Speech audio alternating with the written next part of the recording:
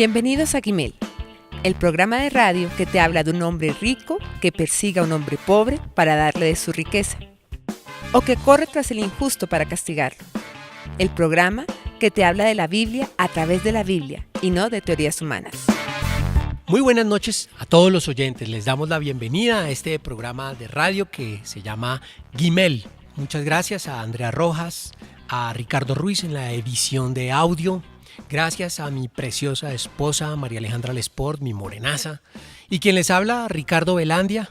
Traemos esta noche nuevamente la palabra de Dios a toda nuestra audiencia. El programa de hoy, especial, damos comienzo a una serie de mensajes consecutivos acerca del Evangelio de Juan. Vamos a darnos una pausa en relación con aquellas evidencias que podemos tener internas, es decir, dentro de la Biblia misma, o externas, fuera de la Biblia, en relación con que la palabra de Dios, la Biblia, es precisamente eso, palabra de Dios. Es palabra inspirada por Dios, es decir, tiene su origen en Dios, si bien hombres la escribieron. Como les decía, entonces hoy vamos a dar inicio a una serie de sesiones escudriñando las escrituras verso a verso, y vamos a comenzar con el Evangelio de Juan. Este libro, que se llama El Evangelio de Juan, por supuesto que fue escrito por Juan el Apóstol, testigo ocular de las obras y el paso por nuestro Señor Jesús aquí por la tierra.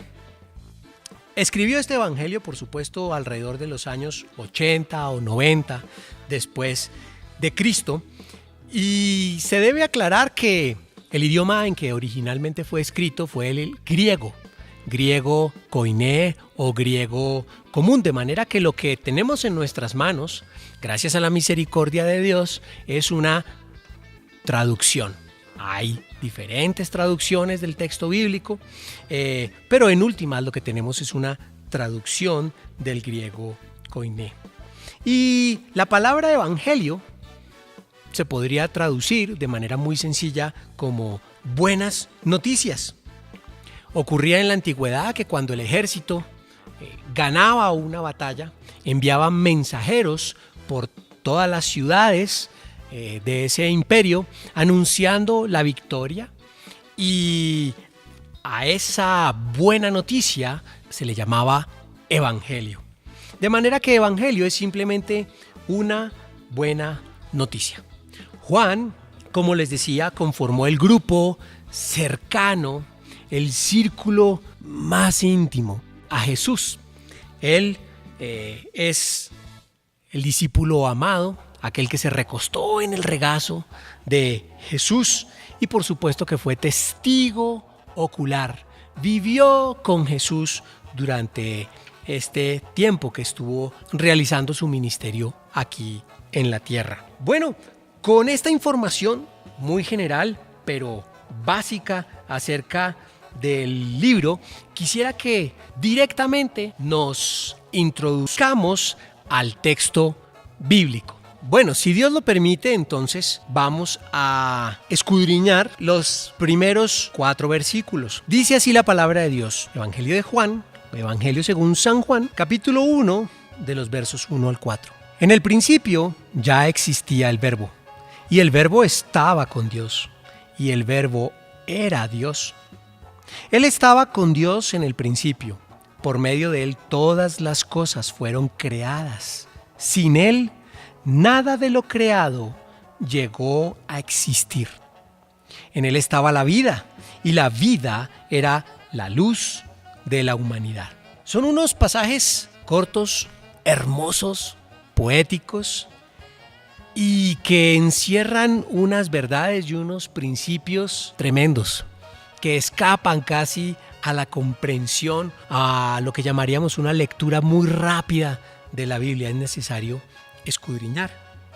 Y podríamos comenzar diciendo acerca de la palabra principio, que una de las mentes más brillantes que ha existido en los últimos tiempos en la humanidad, el físico teórico Albert Einstein, cambió la forma de comprender el tiempo y el espacio. La manera en que se venía comprendiendo este espacio y este tiempo que nosotros experimentamos, estas dimensiones, en la época, digamos, de Newton, de Isaac Newton, el tiempo era considerado como algo eterno, lineal y no cambiante. Y el espacio, en sus 3 dimensiones, se desenvolvía dentro de este tiempo lineal e inmodificable y a la vez eterno. Albert Einstein cambió radicalmente esta perspectiva y con su formulación de la unidad que él llamó espacio-tiempo, estos principios cambiaron. Ya Albert Einstein logró mostrar cómo tanto el espacio como el tiempo forman una unidad prácticamente, o mejor dicho, efectivamente indivisible. Él logró mostrar que no puede haber tiempo sin espacio, ni espacio sin tiempo. De todo esto se deduce a la vez que tanto el tiempo como el espacio comenzaron en un momento dado a existir. ¿Qué había antes? La ciencia no lo sabe. Nada. Lo único cierto es que si no hay espacio, no hay tiempo tampoco. Y viceversa. De manera que la concepción de ese tiempo eterno hacia atrás, eterno hacia el futuro, y de un espacio que puede ser transformado y modificable, cambió totalmente. A esa unidad de espacio-tiempo es la que vemos aquí en este primer versículo. Dice así: en el principio, es decir, en el recuadro en que comenzó a existir esta unidad espacio-tiempo, ya existía el verbo. El verbo, en el lenguaje original, que como se dijo anteriormente es la palabra logos, esta palabra para los griegos representaba un principio racional divino. Es decir, dentro de la filosofía y dentro de la mitología griega se utilizaba esta palabra logos para describir el pensamiento expresado de un dios, de un semidios o de una persona en general. Y yo creo que, por supuesto, Juan utiliza esta palabra aquí de manera muy intencional. Lo que está aquí diciendo Juan es que el logos, que aquí lo traducen como el verbo, ya tenía existencia antes de que esta unidad espaciotemporal comenzara a existir. Este logos, este verbo, es superior y antecede a esta unidad espacio-tiempo. Con el ánimo de profundizar un poquito más en el tema, la Septuaginta, aquella versión que traduce de los idiomas originales el Antiguo Testamento, es decir, del hebreo y del arameo al griego, el Antiguo Testamento, por allá en el año 280 a 100 antes de Cristo, utiliza la palabra logos para describir al Creador.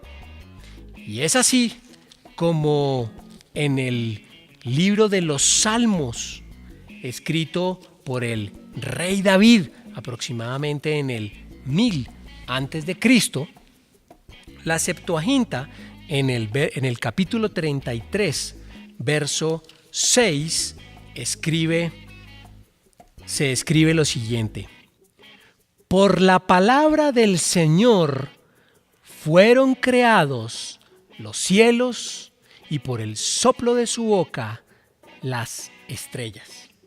La palabra utilizada allí como palabra del Señor es precisamente la misma que utiliza Juan en el verso 1 del capítulo 1, logos. Entonces vemos cómo este verbo es reconocido tanto en Juan como en el Antiguo Testamento como un agente creador y sustentador. Por supuesto que no es la única parte en donde esta palabra aparece en el Antiguo Testamento. En el Salmo 107, versículo 20, se utiliza también la misma palabra, ya para referirse a la palabra de Dios, al Logos, como el agente salvador de su pueblo. Y dice así, Salmo 107, versículo 20. Voy a leer desde el 19. En su angustia clamaron al Señor, y Él los salvó de su aflicción. Envió su palabra para sanarlos, y así los rescató del sepulcro. Vemos cómo este Logos es un agente salvador de su pueblo.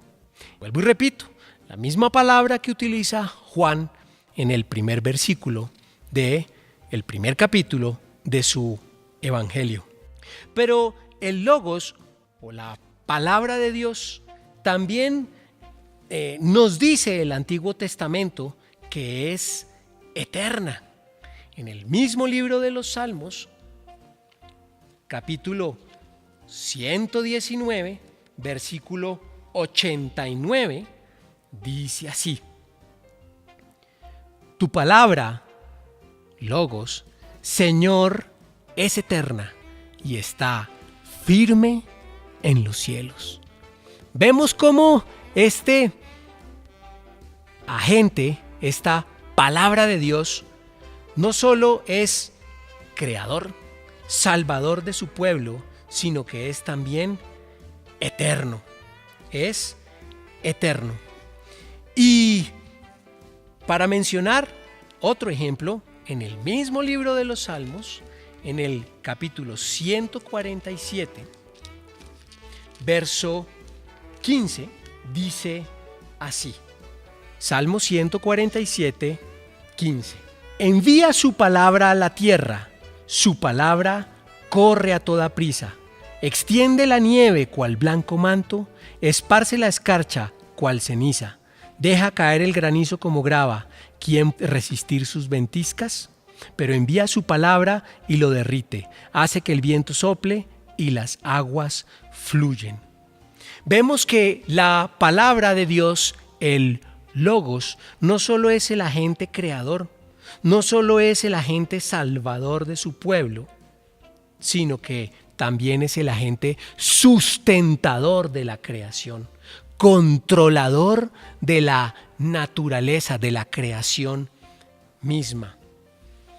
Y regresando al Evangelio de Juan, al capítulo 1, y aplicando estas cosas que nosotros hemos podido ver y a través de las cuales nos enriquecemos desde el Antiguo Testamento en esta versión que llamamos Septuaginta, podemos discernir que lo que está diciendo Juan en esta primera frase, lo que nos transmite Dios en esta primera frase, en el principio ya existía el verbo, es que este agente, Logos o verbo, era anterior o es anterior a la existencia de esta unidad tiempo-espacio. Pero ahí no para la cosa. Dice la siguiente frase: y el verbo estaba con Dios. Y el verbo estaba con Dios. La palabra que aquí se traduce como con es una palabra realmente que implica mucha mayor intimidad. Podría traducirse como cerca de o junto a. Lo que está diciendo Juan en esta segunda frase de su evangelio es que este agente Logos o este verbo tenía una relación íntima, personal, cercana, de comunión con Dios. No solo era anterior, o no solo es anterior a la creación, a esa unidad espacio-tiempo, sino que tiene desde antes de ese momento, previo a ese momento, lo cual suena un poquito fuera del alcance de nuestras mentes, porque el tiempo y el espacio comenzaron a existir en el principio mismo, pero digamos antes de ese momento, en el recuadro anterior de nuestra historia, si lo queremos expresar de ese modo, ya este agente logos, verbo, tiene una relación íntima, personal y cercana junto a Dios. La tercera frase dice, y el verbo era Dios. ¡Wow! Tremenda frase, porque lo que está diciendo de este agente, logos, palabra de Dios, verbo traducido en esta versión, es que no solo antecede a la existencia o al momento en que comienza a existir esta unidad espacio-temporal, no solo tenía una relación o tiene una relación cercana, íntima y personal con Dios, sino que este logos, este verbo, es Dios. También para muchos puede sonar un poco inalcanzable, incomprensible, pero esas son las tres credenciales que está presentando Juan a través de su evangelio de este agente logos, de este verbo, que era anterior a la existencia de la unidad espacio-tiempo, que anterior, desde antes de que comenzara a existir esta unidad tiempo, ya tenía una relación cercana, íntima y personal junto a Dios, y que en últimas este verbo, este logos, era Dios mismo. Eso es lo que nos está diciendo Juan, todo eso nos lo está diciendo a través de estos tres versos. Y comienza el versículo 2 diciendo, Él estaba con Dios en el principio. Esto sirve como una introducción o un pequeño paso a lo que se viene. Lo que está diciendo es que este verbo estaba trabajando de manera armoniosa y en unidad con Dios en el principio. Es decir, en el momento en que esta unidad, espacio, tiempo comienza a existir. Y vamos a ver por qué nos sirve como perfecta y preciosa introducción a lo que se viene. Versículo 3. Por medio de Él todas las cosas fueron creadas. Sin Él, nada de lo creado llegó a existir.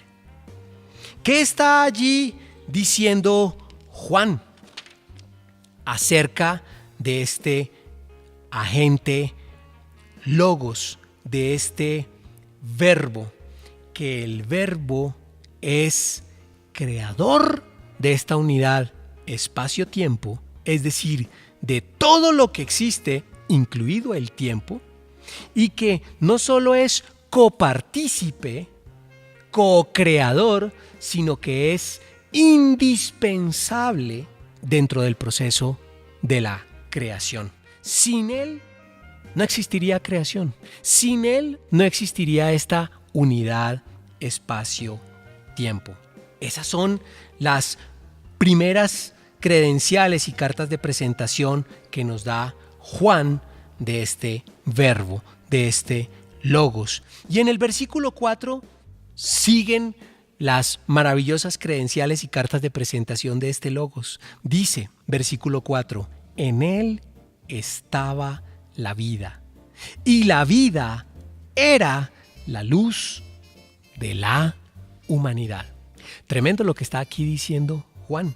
Para poder entender este versículo en conexión con todo lo que hemos leído, debemos aclarar que el concepto de vida, bíblicamente hablando, tiene que ver con comunión eterna con Dios, con relación íntima y personal con Dios.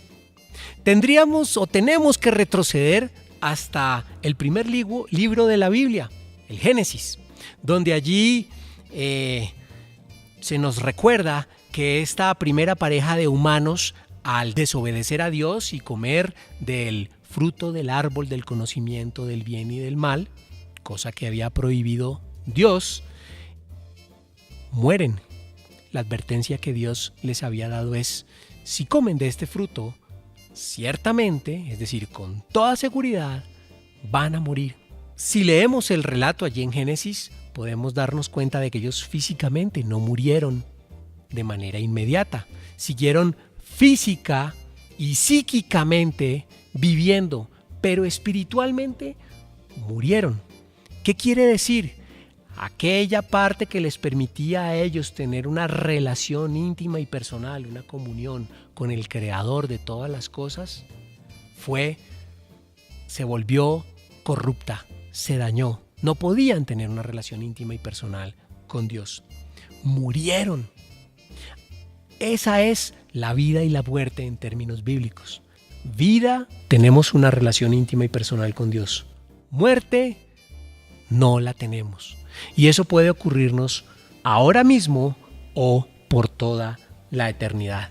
La muerte no hace referencia solo a la muerte física.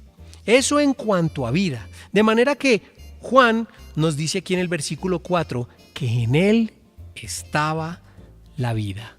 Es decir, la posibilidad de que cualquier persona o cualquier cosa pueda aspirar a una relación íntima y personal, a una relación cercana en comunión con el Dios creador de todo cuanto existe, se logra única y exclusivamente a través de Él, a través de ese logos, a través de ese verbo. El versículo 4 nos sigue diciendo: y la vida era la luz de la humanidad. La luz, en términos bíblicos, representa todo aquello que es verdadero. Para ilustrarlo de manera muy simple, si nosotros estamos en una habitación completamente a oscuras, no podemos distinguir formas, nos vamos a tropezar, y si es con la cama, seguramente va a ser en la espinilla, el punto más doloroso, uno de los puntos más dolorosos de nuestro cuerpo. Nos vamos a tropezar porque estamos a oscuras y no vemos los diferentes objetos que nos están rodeando. La luz es un cuadro de la verdad, es un cuadro de aquello que nos permite ver la verdad. Y eso es lo que está aquí diciendo Juan, que la vida era la luz de la humanidad.